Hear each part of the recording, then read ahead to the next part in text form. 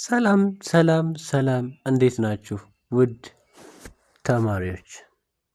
እኔ ሙሉጌታ ነኝ። እየተከታተላችሁ ያላችሁት የሺቲዩብን ነው። በዛሬው ትምህርታችን ከቻፕተር 4 የቀጠለውን ሁለተኛውን ክፍል ይዤላችሁ ቀርባለሁ። ፎርጌቲንግ በሚለው ስር እንመለከታለን ማለት ነው። ፎርጌቲንግ በሚለው ስር ምንድነው የምንመለከታቸው ቶፒኮች የሚሉትን ሃይላይት ልንገራችሁ። የመጀመሪያው what is ፎርጌቲንግ ምንድነው፣ ምን ላይ ነው ፎከስ የሚያደርገው የሚለውን ነገር እንመለከታለን። ሁለተኛ ደግሞ ቲርስ ኦፍ ፎርጌቲንግ ስንል ቲዮሪዎች አሉት። what are those theories የሚሉትን ነገሮች የምንመለከት ይሆናል ማለት ነው። therefore እነሱም በሂደት እናያለን ማለት ነው። ይህንን ሌሰን ከጨረስን በኋላ እነዚህን አራት ጥያቄዎች መመለስ ይጠበቅብናል ማለት ነው። the first one is what's forgetting and how forgetting occurs or what causes forgetting.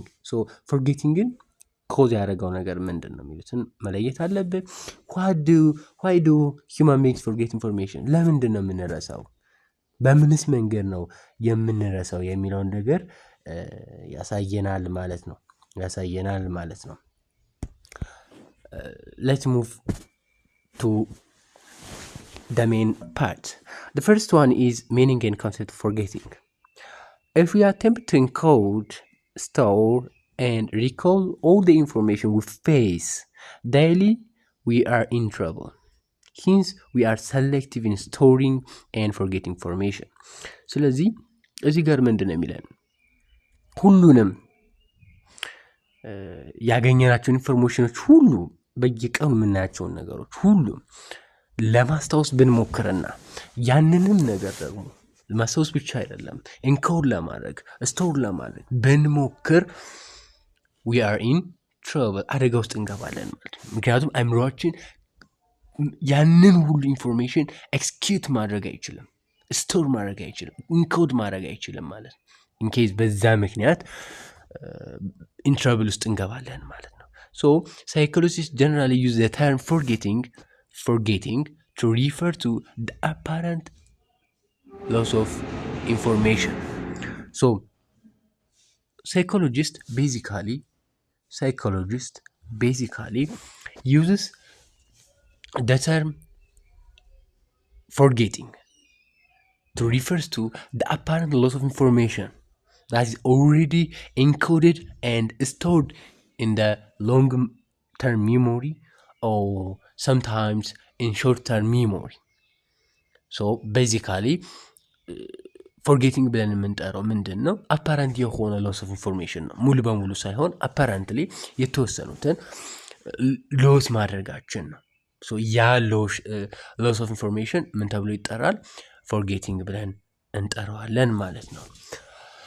Now, let us move the different theories of forgetting.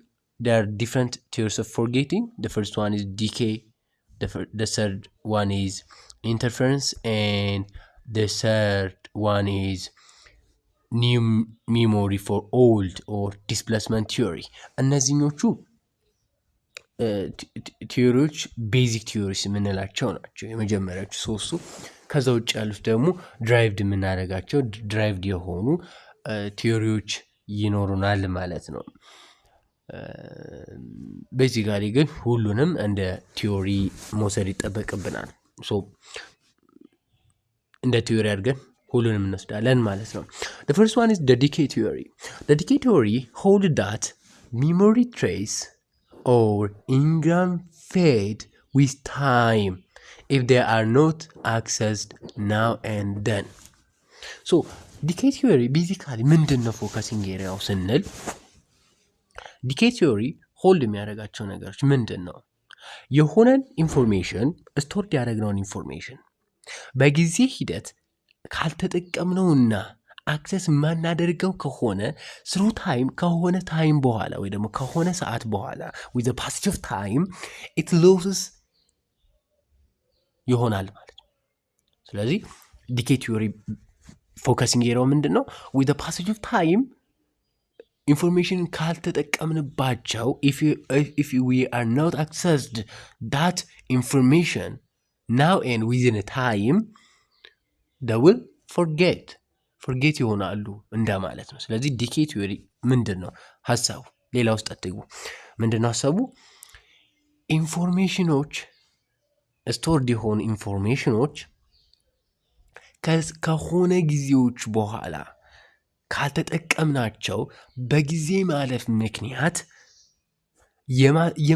የማስታወስ ችሎታቸው ይወርዳል ማለት ነው። ሚንስ የኛ እነዛን ኢንፎርሜሽኖች የማስታወስ ችሎታችን ይወርዳል፣ ወይም ደግሞ እነሱ በአዲስ ኢንፎርሜሽኖች ዶሚኔት ይሆኑና ከዛ በኋላ በጊዜ ሂደት አክሰስ ስላልተደረጉ ይጠፋሉ ማለት ነው።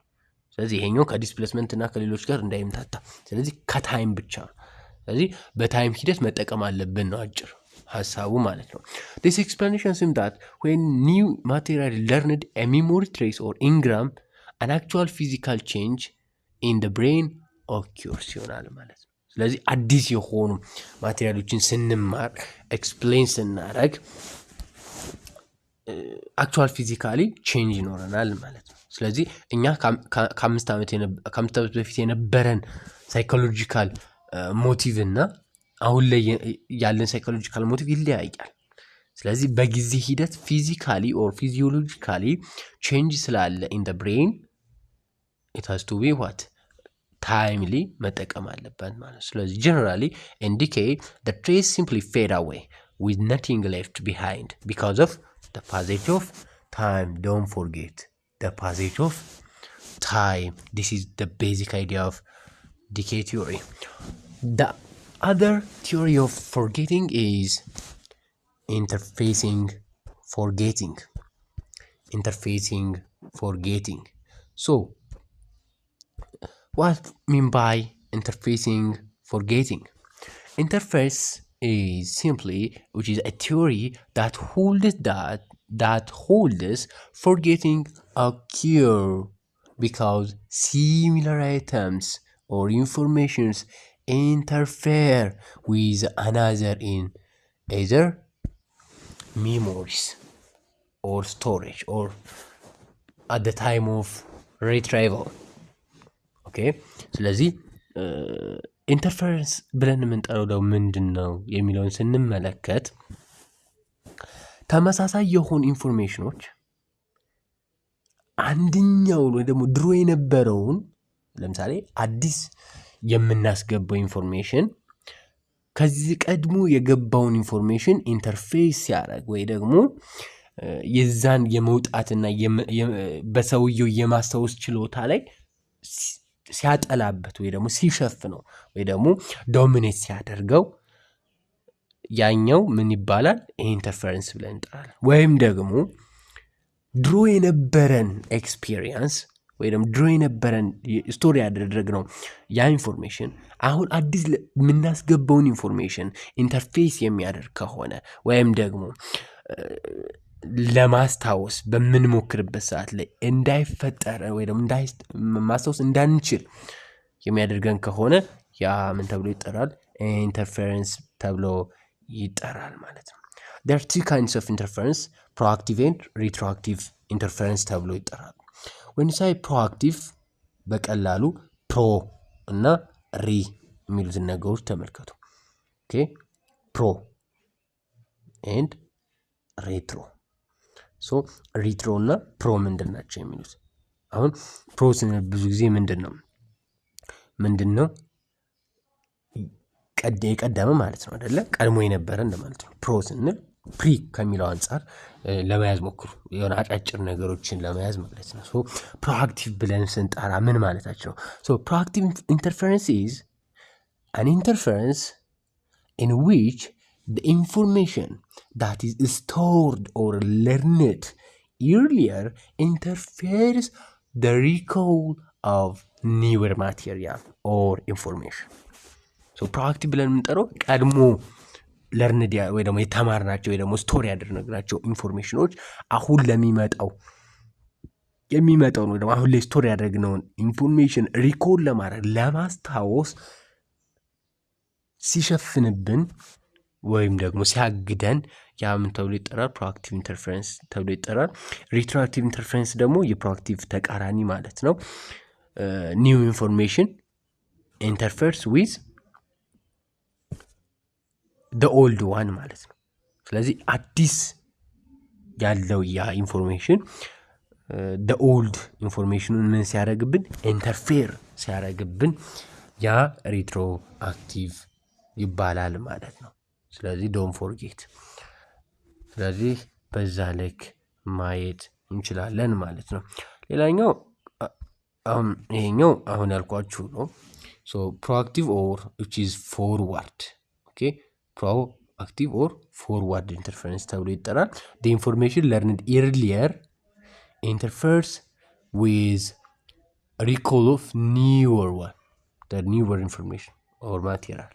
For example, if you call your new girlfriend by your old girlfriend's name, let's see, your new girlfriend name is Betty and the older one is Mercy. If you call Mercy to your new girlfriend, you are experiencing proactive interference. ምን ማለት ነው? ለምሳሌ ቤቲ ብትሆንና የአሁን ፍቅረኛችሁ ወይ ደግሞ ለወንዶች ማለት ነው አዲሷ ደግሞ ወይ ደግሞ የነበረችው የድሮዋ መሲ ብትሆን ቤቲን በመሲ ስም ብጸራት ይሄኛው ፕሮአክቲቭ ኦር ፎርዋርድ ኢንተርፌረንስ ብለን እንጠራለን ማለት ነው። ሪትሮአክቲቭ ተብሎ የምንጠራው ምንድነው ደግሞ አሁን ላይ ያለው ድሮ ያለውን ትውስታችንን ሲያደበዝዝብን ማለት ነው። So retroactive or background interference is the new information interferes with the ability to remember the old one. Don't forget the old information. So example, when you finally remember this year locker combination, you forget the last year. ለምሳሌ እናንተ ስልካችሁ ፓተርን ብትቀይሩና አዲሱን ከዚህ በፊት የነበረውን ፓተርን እንዳታስታውሱ ካደረጋችሁ እና ከአዲሱ ጋር ከመለማዳችሁ የተነሳ ማለት ነው እንዳታስታውሱ ካደረጋችሁ ያ ምን ተብሎ ይጠራል? ሬትሮ አክቲቭ ተብሎ ይጠራል ማለት ነው። Another things are new memory for old or displacement theory. This theory holds that new information entering memory can wipe out old information, just as recording on an audio or videotape will obliterate or wipe out the original material. ኒው ሚሞሪ ፎር ኦልድ ብለን ወይ ደግሞ ዲስፕሌስመንት ቲዮሪ ብለን የምንጠራው ምንድን ነው? ኒው ኢንፎርሜሽን ኢንተሪንግ ሚሞሪ ካን ዋይፕ አውት ኦልድ ኢንፎርሜሽን። ስለዚህ አዲስ የምናስገባው ኢንፎርሜሽን ከዚህ በፊት የገባውን ኢንፎርሜሽን ዋይፕ አውት ሲያደርገው ወይ ደግሞ አጽድቶ ሲገባበት በሱ ቦታ ማለት ነው አጽድቶ ሲገባበት በዛ ቦታ ላይ ወይ ደግሞ ሙሉ በሙሉ ያን ነገር ዋይፕ አውት አድርጎ በዛ ቦታ ላይ ግን ኒው አዲስ ኢንፎርሜሽን ኢንተር ሲሆን ያ ነገር ምን ብለን እንጠራዋለን? which is displacement theory ተብሎ ይጠራል ማለት ነው። displacement theory ብለን እንጠራዋለን ማለት ነው። ሶ እነዛን ነገሮች ማየት ይጠበቅብናል ማለት ነው። so another one is motivated forgetting. This is the fourth theory that formulated by Sigmund Freud.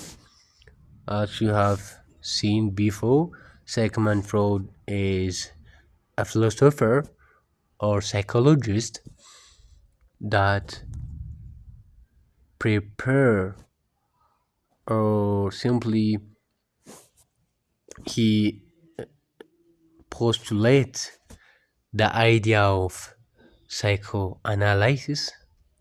So he is famous for that, or simply he's physiologist, I think. So ከዛ አንጻር ማየት ነው። Sigmund Freud maintained that people forget because they block from conscious those memories that are too threatening or painful to live with. And he called these self-protective processes called repression. So ይሄ ደግሞ ሞቲቬትድ ፎርጌቲንግ ብለን የምንጠራው ምንድን ነው? ራሳችን ሆም ብለን ያን ነገር ለመርሳት ስንፈልግ ለመርሳት ስንፈልግ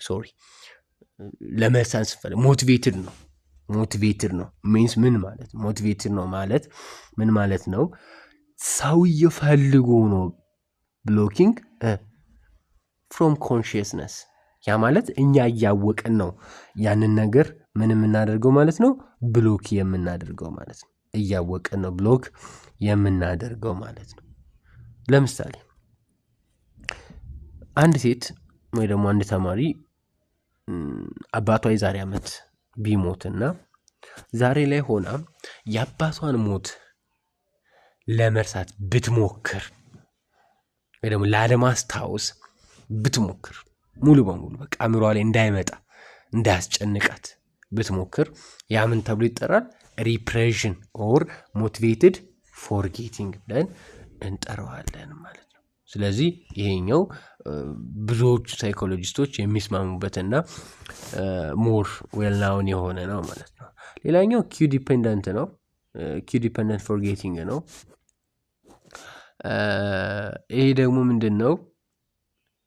ኪው ወይም ደግሞ ነገሮችን ለማስታወስ የሆነ ማቴሪያል ወይ ደግሞ የሆነ ገስቸር ያስፈልጋል ወይ ደግሞ የሆነ ገስቸር ልናስቀምጥ እንችላለን። በዛን ጊዜ ያንን ለማስታወስ የምንጠቀምበት ወይ ደግሞ ለምሳሌ አንድ ሰው ከቤቱ ፊት ለፊት ያለውን ፖስተር በሚመለከትበት ሰዓት ላይ የሆነ ሚሞሪ ትዝ የሚለው ከሆነ ሁልጊዜ ያ ፖስተር በሚጠፋ ሰዓት ላይ ወይ ደግሞ ከዛ ቦታ በሚነሳ ሰዓት ላይ ያ ሰውዬ ያን ፖስተር አይመለከትም። ዴርፎር ምን ይሆናል ማለት ነው? እሱ አእምሮ ውስጥ የነበረው ይሄ የማስታወሱ ነገር ምን እያለ ይመጣል ማለት ነው? እየቀነሰ ይመጣል። then forget ይሆናል ማለት ነው። so often when we need to remember we really own retrieval cue. When we lack retrieval cue, we may feel as if we have lost the call number for an entry in the mind's library. In long-term memory, these types of memory failure may be the most common type. ስለዚህ ይሄ ኪው ዲፔንደንት ብለን የምንጠራው the most common types of memory failure in long-term memory. Don't forget, in long-term memory. Okay, so that is on long-term memory. Cue that we are present when you learned a new factor or had an experience are apt to be especially useful later to remember that. ስለዚህ በምንማርበት ሰዓት አሁን ቅድም እንዳልኳችሁ ማለት ነው ያ ሰውዬ አሁን ያንን ነገር መጀመሪያ ስቶር ሲያደርግ ያንን ፖስተር እያየ ነበር ማለት ነው። ያ ፖስተር በሚጠፋ ሰዓት ላይ ያንን የማስታወስ እዛ ጋር በሚያየው ሰዓት ላይ ሲያስታውስ የነበረውን ኢቨንት እየረሳው ይመጣል ማለት ነው። ያ ፎርጌቲንግ ምን ተብሎ ይጠራል? ኪው ዲፔንደንት ተብሎ ይጠራል ማለት ነው። ሌላኛው በዚህ the last topics of the chapter ምንድነው? improving memory ነው። how to improve our ability to remember or retrieve more informations or store more information for a long period of time የሚለውን ነገር ማለት ነው። there are different methods. የመጀመሪያው ምንድነው? pay attention. when we gather informations or when we store those information, we have to pay attention. Encode information in more than one way. It means ኢንፎርሜሽኑ የምናስገባበትን ሶርስ ከተለያየ ማድረግ መቻል ነው ማለት ነው። ሶ ዲስ ኢዝ ዘ ቤዚክ ቲንግ አይዲንግ አድ ሚኒንግ ኦር ኤላቦሬሽን ከነገሮች ጋር ማያያዝ ኦር ገስቸር ማስደረግ ቴክ ዩር ታይም መውሰድ overlearn maybe reduce our ability to memorize things monitor your learning are the basic ones. Thank you very much. This is all about chapter 4.